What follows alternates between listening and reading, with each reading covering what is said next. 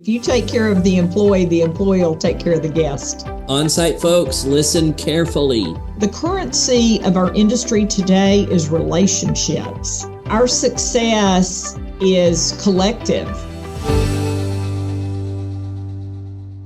Well, welcome to this episode of The Multifamily Mind. My name is Steve Wunch. I'm your host. And boy, am I telling you what, I am so excited for today's conversation.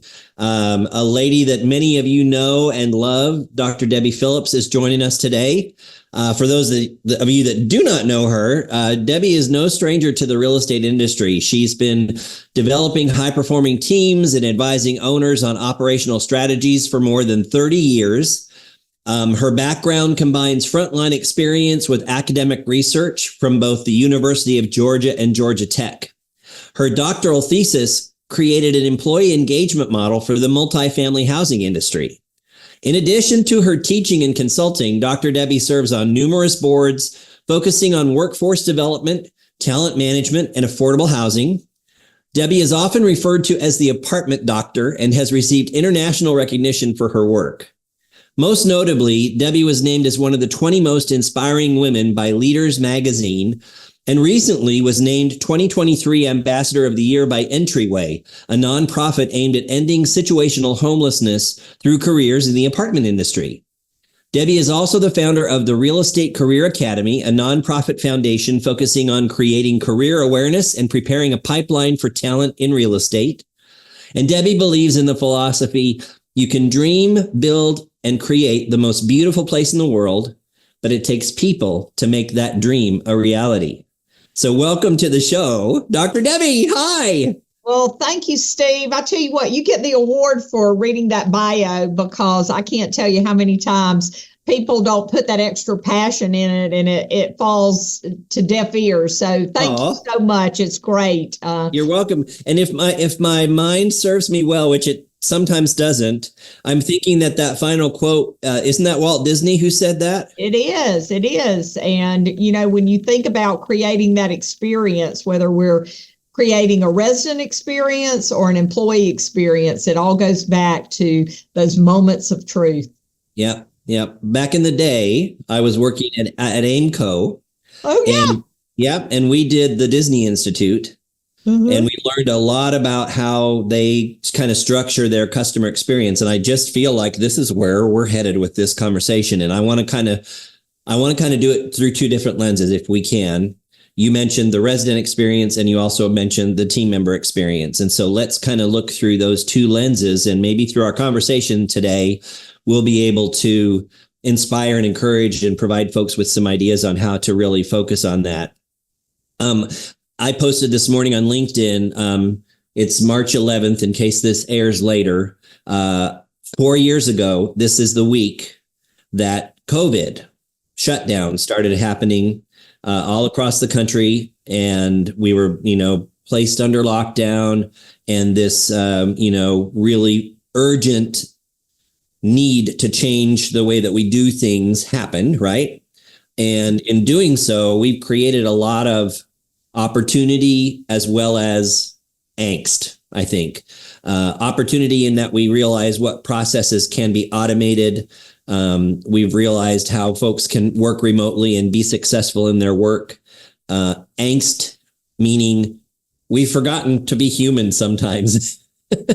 And we need to remember, we were all about mental well-being and really praising our teams and really showing up well to make sure that they stayed engaged and excited about working in this new normal. So let's kind of get into that conversation. Do you want to start with employee or customer experience first? Well, let's start with the employee first, because Bill Marriott reminds us that if you take care of the employee will take care of the guest. Yes, ma'am. So in terms of what you're hearing and some of the things that you're sharing with the folks that you're, so you speak quite a bit, and you're one of the most busy. It's all people call me Where's Waldo. But what are you talking about when you're with folks in terms of that employee experience? I know engagement and career pathing and mentoring are all things that are important to you. What's kind of high on your radar right now, Dr. Debbie? Well, a satisfied employee says, I like my work. an engaged employee says, I love my company. And when we talk about employee engagement, what we're really describing is an employee that shows discretionary effort. It's the employee that says there could be a better way. And, we'll get into this, hopefully talking about accountability. But I think there's so many examples in other industries as well as ours where people have shied away from raising their hand for whatever reason. Our shareholders and our residents are looking for, experiences and innovation. But at the end of the day, we need to create a culture in which employees want to give their all. They want to give a little bit more. And it's really contrary to a lot of what we're seeing in some of the HR literature, talking about quiet quitting and things like that. I fully believe, and that's what makes it beautiful in our industry, is that we take care of the way people live, right? Yep. And it's different than commercial real estate or industrial where somebody's, putting stuff in a warehouse. We're talking about a home, and that's where our story begins. And so I think when we're talking about employee engagement, I want our listeners to think about their own future, but also think about the teams that they're working in. Who stands out in the team? Is there a rock star? And there's a difference between rock stars and superstars. I can talk about that later. But think about the rock stars that are really raising their hand and saying, hey, we should be looking at this. Or, we're hearing on the front line that our residents are talking about, a particular design feature in our apartment community. So I love talking about employee engagement because that's really where company culture is formed.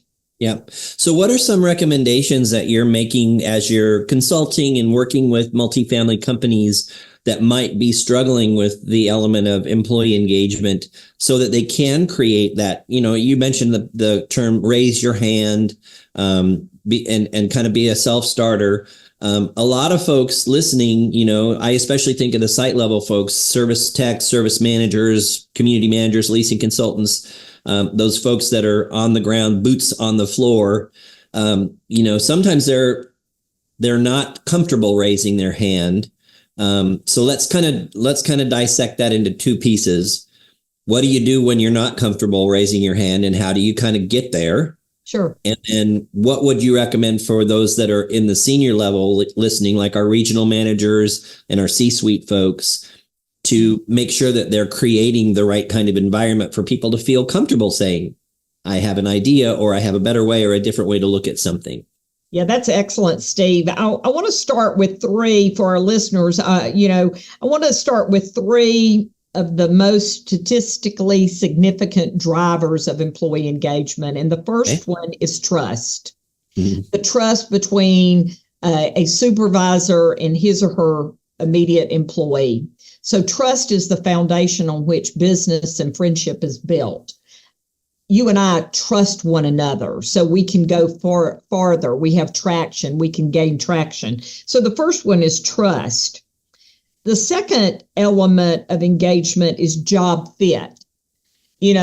Matching people to their natural strengths. Yep. I don't belong in the accounting department. I belong. Neither do I. Right. I belong in the sales department. So trust, job fit. And then the third one is called I have the tools and resources to do my job. Right. Mm-hmm. Yeah. You were talking about during COVID, one of the multifamily companies that I just applaud so greatly. During COVID, they wanted to make sure that all of their employees had the same type of workstation at their home as they did in their traditional workplaces. So that was just one example. Tools and resources. If we want people to be at their best, we need to provide the tools and resources for them to do their job and to do their job in a quality fashion. Sure enough. So those are the elements of engagement. And part two to your question, how do you encourage people to raise their hand? Well, you have to create psychological safety. That's very important. That is, in my opinion, that's like, flour and butter and flour and sugar in the pantry. You've got to create psychological safety. When people feel like I'm not going to be called out or ostracized or, made to feel ashamed of my opinion, then that's where you get real value comments. That's where employees can create the most valuable contributions, is when they can be authentic and they can say, hey, Steve's going to love me no matter what I say. Yep. And so I think that all of us as leaders, we need to think about it. It's one thing to say it, but it's another thing to really create a sense of value for our employees. Yeah. That psychological safety term, I'm working with Cynthia Ann King and Dave Sayers for a presentation at NAA. And it's around talent strategy. And, if you don't create that, that's like your foundation, that psychological safety where people feel no matter what I say. Well, I mean, I'll let HR into the conversation. You have to be HR appropriate. Sure, right. Right. But, to create that place where people can feel comfortable, even comfortable saying, I don't know, because I remember many meetings where we were with managers, maybe reviewing financials, which is a place where I'm not very strong. And the facilitator asking the question from the front of the room, does everybody get this? Let me see it. And everybody's shaking their head. And then I knew some of them in the back of the room were like shaking their head because they didn't want to not look good in front of their colleagues and in front of their leadership. And so I think that that's such a key, not only for an engaged team member, but for a team member who needs a tool or resource that they're afraid to ask for. Absolutely. And, and this goes back to something that I also wanted to talk about, independence versus interdependence. Our success is collective, Yes. You and I have known each other for a very long time, and I just think the world of you. And anytime you need something, I want to be the first to be there to support you. And I think that comes along with trust. It comes along with experience. It comes along with helping others win, right? Yes. Yeah. And I think that again kind of goes back to a mindset of abundance, not of scarcity. Yep. We have just an extraordinary opportunity in our industry to really create meaning through a person's home, meaning through their work. Doing meaningful work is important to all generations. Yes, I agree 100%. That's kind of the purpose-driven reason why a lot of us are here. I remember 100 years ago, I did an article for Rent and Retain magazine, which is, probably in a virtual format now, but it was calling all leasing consultants, because I felt like being a leasing consultant was a calling. Right. You have to be called to want to help and to have that servant heart and to want to create that environment where someone feels comfortable enough to say, yes, I will make this my home because you've shown me respect and you've made me feel welcome and you've done all the right things. So I think we need to, that's a two-sided coin. It's a resident facing piece and an employee facing piece. That's very important. Hi, folks. I wanted to take a quick 30-second break so that I could say, I hope you're enjoying today's episode, which couldn't be brought to you without being superpowered by Sales Mail. I mean, really, we couldn't produce this content without them. Sales Mail is the easiest and best tool for sending personalized video via email, text, and CRM. So, if you really are enjoying today's episode, it would mean a lot to me if you would visit salesmail.com so you can check out how our solutions might impact your business communications. And don't forget to follow us on LinkedIn as well. Okay, that's enough. Now back to the conversation. One of the things that I was thinking about in terms of, back in remember the old school days? I do very well. where we used to have suggestion boxes and people Yes. could write on paper and they could drop it in the suggestion box. And unless you knew their handwriting, you didn't really know who it came from. That was kind of the first attempt at sort of psychological safety, making that, anonymous opportunity to provide feedback or to, pose an idea or a different way of doing things. Is there anything new that you've seen any companies doing in terms of kind of that old fashioned suggestion box in a newfangled way? Well, I think, small group discussions. I think, if you look at the work of Kim Scott, the author of Radical Candor, she talks about career conversations, that 30 minutes of a conversation should be talking about kind of where you've come from, what you've achieved. But then the other part of the conversation needs to be, where do you want to grow? Where do you want to go? Where do you want to grow? So I think those small groups have meaning to it. Certainly one-to-one conversations, check-ins. And I'm talking about emotional check-ins, not just checking in to see, how much inventory they've moved or how much delinquency that they've collected, but really checking in emotionally. How's your family? What's going on? How are your children? Are you taking care of your aging parents? We are, again, I keep going back to this. We are probably the most fortunate and blessed professionals in any industry, because our industry, the currency of our industry today is relationships. Yes, it is. Mm-hmm. Oh, well, and that's not just today. It always has been. Yeah. But I think we realize that now more than ever. Absolutely. Right? So some great conversations around that psychological safety and how important creating the right atmosphere for folks to, feel okay raising their hand, not only to ask for questions or help or direction or to pose an idea that they might have, but to also say, I don't feel good. I need some help, mental well-being. I know that's a big focus at NAA this year. Well, and moving forward, just the whole idea of, physical, social, financial, mental well-being in general is important, to everybody these days. And I love to see how we're moving the needle in lots of different directions.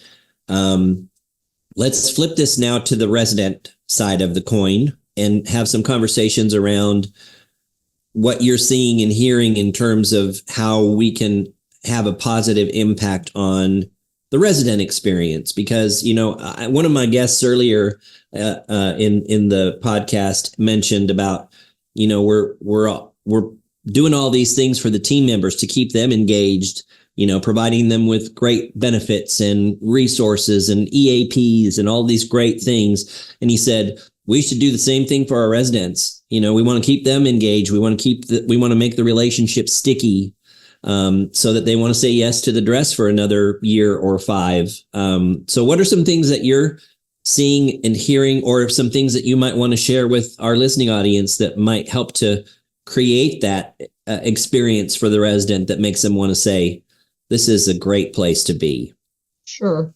Well, a resident does not become profitable until 18 months. We have to burn off payroll. We have to burn off taxes. We have to burn off insurance. And so it's imperative that as owners and operators that we focus on resident retention. But I'll go a step further. And you mentioned in our introduction about my doctoral dissertation. When I looked at employee engagement, I looked at it through the lens of what is the relationship between employee engagement and resident engagement. And I'd like for our listeners to really, make a mental note of 3 independent variables. First is residents have to be satisfied. Number 2, they've got to be so satisfied that they renew. And even if they can't renew, they will refer others to that community. Yep. So we know that satisfaction, renewals, and referrals are the drivers of, profits that drive net operating income. But the one thing that I also want to say, and I'm reminding all of us of the words of Howard Schultz, the founder of Starbucks, he said, the person sweeping the floor needs to choose the broom. That our employees that are serving on the front lines are the ones that we need to be harvesting the data from. Sitting in an ivory tower and analyzing an asset from a financial statement is only one slice of the pie. Right. There's a whole other side of it. And I really want to encourage all of our owners and operators to get out from their screen and get back on site. Steve, that's what has made you and I successful. That's what has helped drive our love for this industry, is our frontline focus. Yep, for sure. And, I had never, ever heard that statistic that a lease isn't profitable until 18 months, because I think we look at a 12-month lease and Right. then if they renew, are they paying more than they did last year? Right. And if it's even $15, whoopee-doo. Yeah. But that when you really break that down and you hear that it doesn't become profitable until 18 months, that kind of changes the game. Absolutely. And we know our insurance cost on a per unit basis, our taxes, and, all of those things are, really pinching owners and operators. So Sure they are. It's really imperative that we think about listening to our residents with, the desire to say, how can we create an experience that really wants to encourage you to live here for, 1, 2, 3, 4, 5 years. But the other thing is the Urban Land Institute, they did some research recently about community engagement. And the communities that are very tied in to the neighborhood and the needs of the locals in the neighborhood, they outperform those communities that are just kind of acting, in a silo or on an island by itself. And I think that we need to think about, as we take care of the way people live, the connectivity piece, not just in terms of distance and transit-oriented design, but are we essential in that community, and are we strengthening the fabric of the neighborhoods in which we live in? I love that. Love that. So a couple of things that really resonated with me, Dr. Debbie. The first one was the number one statistic you read in terms of residents is that they want satisfaction, resident satisfaction. Satisfaction means a lot of different things to a lot of different people. It does. You're right. It doesn't necessarily mean, they get their way. It doesn't necessarily mean, that they are 100% happy with 100% of everything that they're being given or offered in this living experience with us. But satisfaction means, being heard. More times than not, that's really the key, is to listen to hear and not listen to respond. And I think our on-site folks, if I wanted you to walk away from this tidbit here with one thing in your pocket, it's listen to hear. Because a lot of times you'll have those residents that are just I call them the HMRs, those high maintenance residents. And I've suddenly picked up a Southern accent being on this call with you. I'll just have you know. You have. I love it. I love it. But those high maintenance residents, and they're constantly complaining. Well, that's their DNA, but that's their way of saying, I'm engaged in the process. I'm engaged in the experience. And if you'll just hear me, how many, I can tell you, I can count on two hands at least, probably a couple of feet too, how many of those HMRs were residents that stayed with me. I would even be like, I'll pack your crap for you and help you move.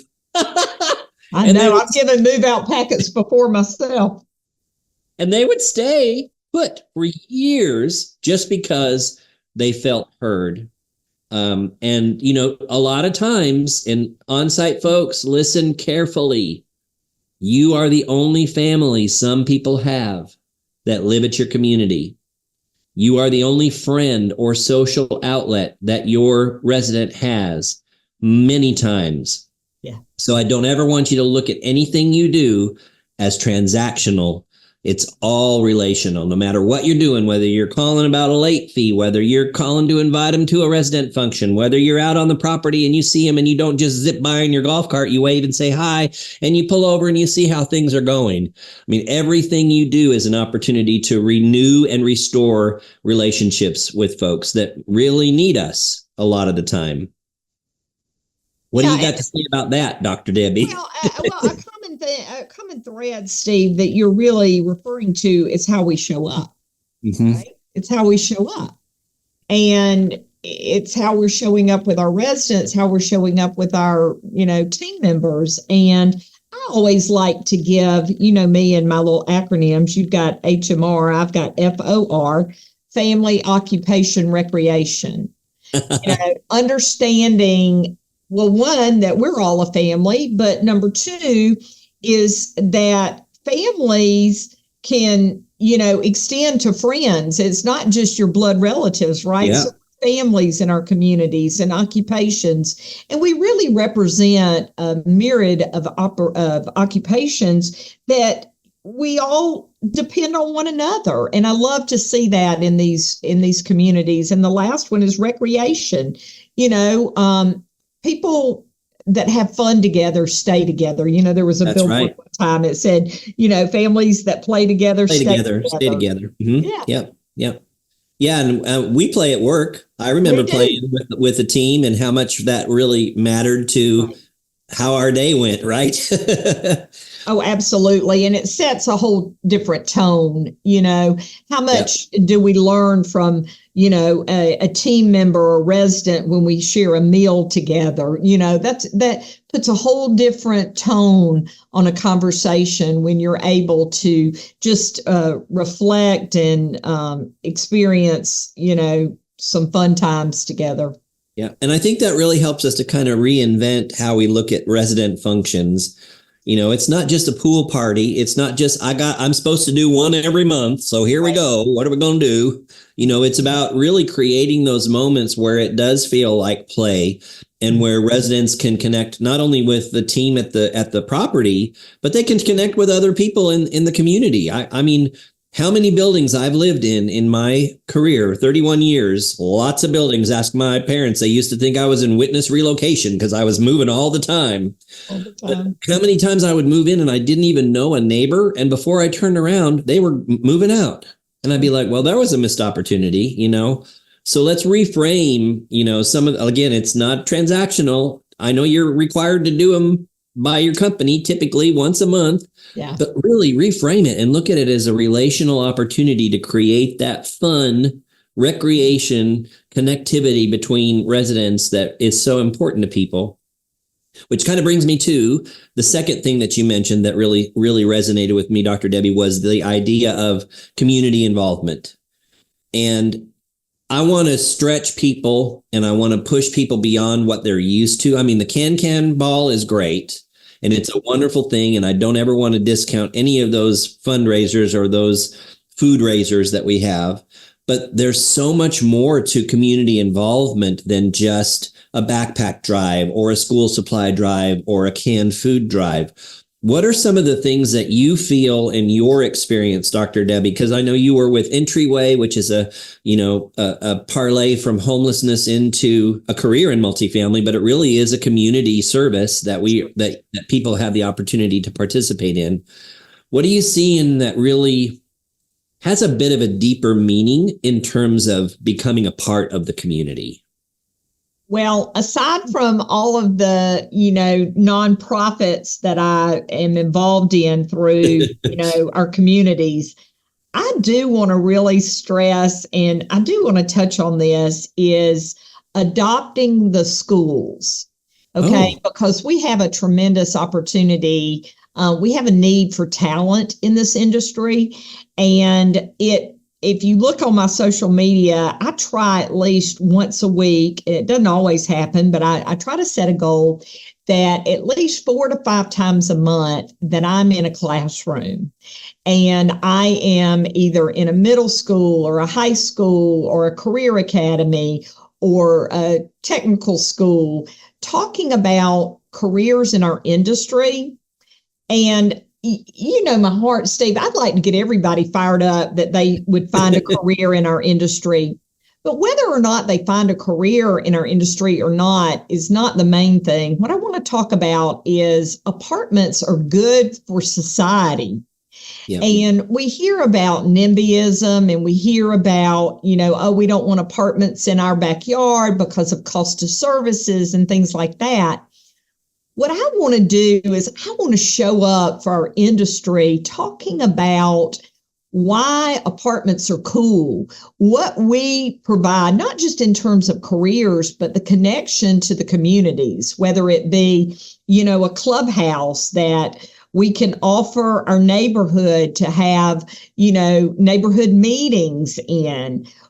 It doesn't need to be us versus them or an I versus we or whatever. It needs to be we. Yeah. We are creating more conscious communities through our everyday actions. And that's what, when you talk about activities to connect, the best way I know to connect is to help a teacher. School is a lot different than when you and I were in the classroom. And our educators today, our student organization, mentors, our coaches, our administrators, they need to know that they have a friend in us in the apartment industry. Yes. Yep. Yeah. So often it's us versus, and I think it's just, part of it's historical because landlords haven't always been the nicest or most kind people on the planet. Sure. I even look at, I've spent a lot of time in the UK, as you know, and they're really working hard over there to change the perception. And a big piece of that, and it's all part of ESG, right, which is environment, social, and governance, right? But the social piece to them is really a priority. And I see that shifting here too. I see it becoming more of a priority. And there's a lot of companies, or there's a lot of investors who are even looking for companies that really have a strategy in terms of their social impact. And so I think for operators listening to this episode, even if you're a community manager at a property, you're still able to create some opportunities within the community that your property lives in to really connect with, with the schools, with, other organizations in the community, the YMCA. There's a lot of ways that you can make an impact. And even through organization, you're wired and fired with IREM and NAA, and there's all kinds of resources for folks. So I encourage our operators and our community level folks to really seek out those opportunities to connect. And, maybe it does become a Habitat for Humanity Day where we go and help with building a home, or we go, I know in Chicago, a couple of times, groups that I worked for, we would go to Feeding America and we would stuff food bags and, take that piece of, and a lot of companies are giving people days to go do volunteer work. It's, employee paid time off to go be a part of the community. So really look for ways not to just tick the box that you've done it, but to tick the box that you've done it and you've done it with intention. Right.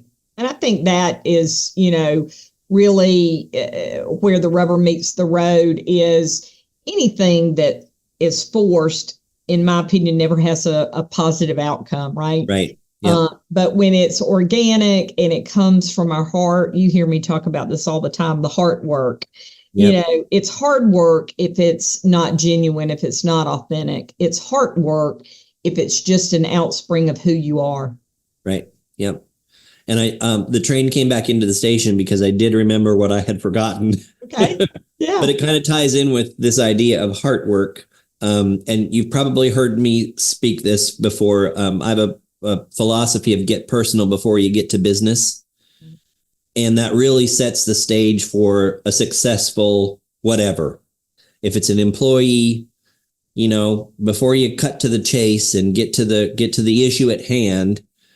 And sometimes that get personal before you get to business puts you in a position of curiosity versus judgment, which I love. Yeah. Instead of saying, you've been late, Debbie, for the last 5 days, I'm going to have to write you up because everybody's complaining, Right. versus, hey, how are things?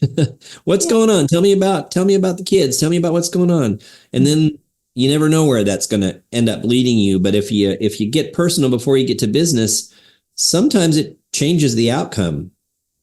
Yeah, it has every opportunity to change the outcome. When you were talking about that, I talk about kind of the 4 C's of coaching, which is kind of leading us maybe into that area. But before you can coach, you need to demonstrate that you care, right? And it's the care, and it's being clear about what you're coaching, and constructive and compassionate, that we've all, lost our footing at some point in, our life or our time. Yep. So I love that, is lead with that curiosity. Love it. And the whole idea of coaching, to be a coach means that you've been coached. Right. Absolutely. And you have to remember that not everybody starts off with a full bucket. Not everybody starts off with all the experience that some of our listeners have. And we have to remember that people need to experience that. It like a kid, you don't learn to walk unless you fall down a few times. And once you've hurt yourself enough, you're going to be real careful how you navigate, right? And you're going to learn not to fall down because you know what's coming. And I think oftentimes we forget, as leaders, especially, that, we didn't start in that seat that we're in right now. Right. And that we've had guides by our side, that no one gets to where they are alone, right? No way. Yeah. And it takes a village. It does. I'm the village idiot, but it takes a village. Well, I said the same thing. Look at how long we've been friends, but another part of it is, look who we've had the opportunity to help along the way, right?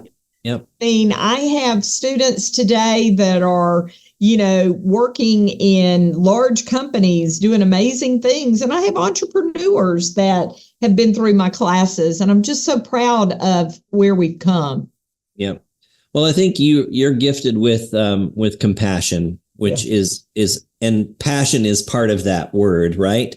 Exactly. And that's what I see in you. And you take the time, and you are intentional with what you do. And I've had that experience personally, with the situation with my mom and all that whole rigmarole that I went through. And what I love most about you, Dr. Debbie, is that you're authentic. Mm-hmm. And you always you've been through some tough times, my dear, and it's not, life is not always easy. Life is not always fair, but we choose how we show up. Right. Yeah. And we have the opportunity to make a difference, not only in the lives of our teams, but in the lives of the residents and the communities that we serve, if we choose to show up the right way, and it is a choice. You have to choose it sometimes, because there are days, Lord help me, sweet baby Jesus, there are days where you do not want to show up, but you have to, you've got a job to do and team that needs you. So where do we want to go from here? Well, I think one of the things that I'd like for us to, share with our audience is, we can meet people where they are.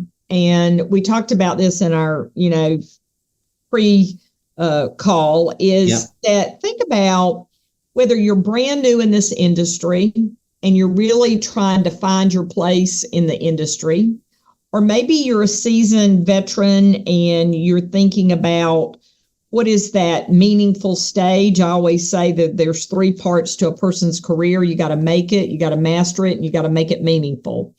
And so many of our listeners today are thinking about, how do I give back? And I think that's a wonderful opportunity through NAA and IRM and BOMA and NMHC and a lot of our trade associations, but also thinking about reverse mentoring and mentoring within our own companies. Yep.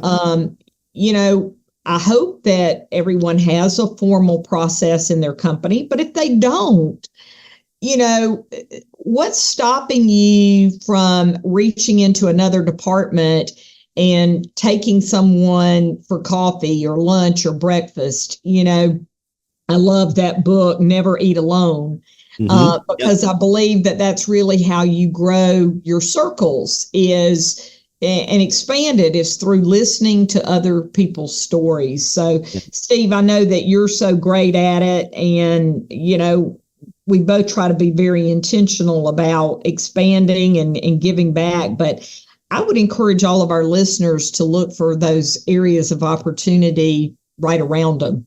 I would too. Yeah. Are you part of Tara Samuel's mentoring group? I am. And, whether or not you can be, fully involved or show up only occasionally, that doesn't matter. Right. Just showing up is the key, right? And there are so many people in this industry, and Dr. Debbie, you know this firsthand, who are just full of information, full of passion, full of ideas, and all it takes is one meeting to connect you with the right person who could make all the difference in the world for you, for your team, for your personal needs, your mental well-being, even your opportunity to have an impact on your community. Could be that one conversation is all it's going to take. So I too encourage folks, whether it's within your organization, and I appreciate a formal mentoring program, but I also appreciate those informal relationships that we build with folks within our companies and within our local, apartment associations and things like that, where, we know so-and-so is really good at what they do, and I'm just going to ask them to come to coffee. How hard could that be? What's the worst thing you could say? No? Okay, well, maybe no for now, but not no forever. I'm going to keep asking. Exactly. Perseverance. Yes. Be the squeaky wheel. If you want it, then squeak about it until you get it. Exactly. Yep. Well, this has been such a fun conversation. I hope that you've enjoyed it as much as I have. I've loved it.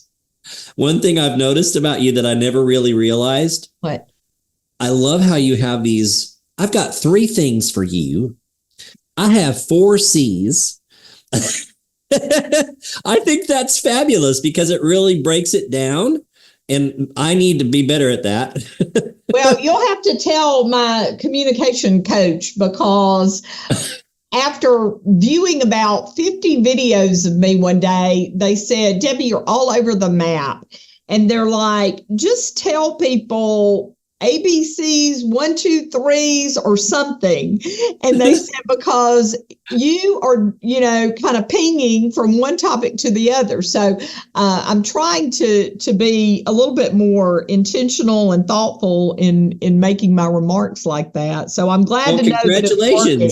I'm glad to know. You can't teach an old dog new tricks. I love it. I love it. And one of the things I love about you too is because, you mentioned early on in our conversation, we may not always get it right. And you allow people to mess up with dignity. And I think that's, that kind of hit my radar last week in some interactions I had with some folks, is we don't always get it right. That doesn't mean that we're mean-spirited or, coming at it from the wrong direction. I think you're a prime example of assume good intent.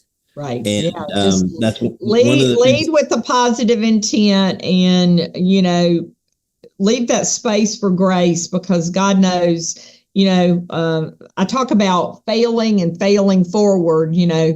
Fail stands for first attempt in learning. You either win or you learn, right? And we're fortunate that we get the opportunity to learn a lot. I agree 100%. And the only failure is the failure to try. At the end of every episode, I ask our guests, what is their most audacious take about multifamily? And for the purposes of this podcast, we define audacious as extremely bold, daring, recklessly brave, fearless, kind of like that fearless explorer who climbs the mountain no matter how dangerous it is, who spelunks that cave because it needs to be spelunked.